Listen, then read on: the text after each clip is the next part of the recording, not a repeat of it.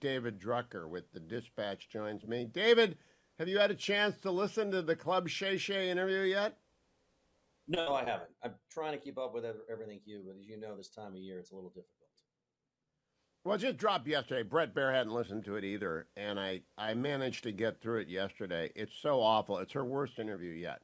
And one of my theories is they're pushing the horribly offensive, tasteless joke about Puerto Rico in order to cover the Shannon Sharp vacuity, because the one isn't going to change many votes and the other will. I do think that the Club Shay Shay thing is going to reinforce the idea. And I think it's pretty prevalent that she's just not a very strong policy candidate. Is that maybe her biggest negative? Well, I think it depends how you look at it. She's not always the most agile of politicians, but as I like to say, she's not Bill Clinton, but nor is she Hillary Clinton. So she's somewhere in the middle there, and she's had to try and build a sort of not build a campaign, but establish herself as a candidate on the fly because everything happened later. That include policy proposals, that include making mistakes. All candidates make mistakes. Hers have come later in the campaign versus earlier, where they could be dealt with and workshopped and all of that. And look, she's running against a strong candidate whose numbers are better than they've ever been in his three campaigns, and yet this race is really close. I'd give Donald Trump the edge, just looking at the polling trends, but she can win. And I think, Hugh, given the media environment we live in these days, that over the last 2 weeks of any campaign like this, it's really hard for anything to break through. And so it's really about reaching voters you're targeting and mobilizing them more so than anything great that you say, any great interview, or any subpar interview. Yeah, I certainly don't think an insult comic's tastelessness is going to change anything. But, David, I want to look at a number, a fact. As of this morning, Republicans have a 40,000 vote lead in turned in ballots in Nevada. Unprecedented. Everyone who follows Nevada says, wow.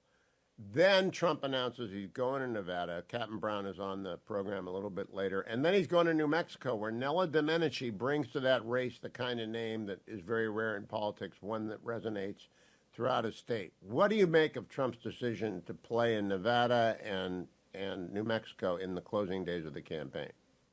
Well, Trump and Harris are both playing in Nevada because it's winnable for both. It's been a better state for Trump this cycle than for either Biden or Harris because the impact of inflation and housing costs, rising housing costs, have been more acute there than probably in any other state on the map. So Trump going to Nevada, that's to be expected. New Mexico is one where it would stretch the map, and it may not amount to anything, but it's the sort of thing directionally that could be reminiscent, for instance, of Joe Biden going to Iowa and Ohio in the closing days of the 2020 campaign. Trump ends up winning both states by his normal margin, right? About 8 to 10 points, just like in 2016. But it was this idea that Biden could stretch the map because he had some wind at his back. And that's what we see with Now I want to go back to my hobby Trump going to New horse because Mexico. I And spent all summer in Maine, yeah, and Maine's one big market is Portland, and so everything comes out of the Portland station, Hulu, and they're all driven out of the Portland DMA. And there was ad after ad for Kamala Harris. I could not figure it out. Tom Rick said it's about the second congressional district. No, it doesn't reach that high. That's Bangor. Portland is about northern New Hampshire. And sure enough, New Hampshire Journal yesterday comes out with a poll, small sample, 667 people, with Trump up.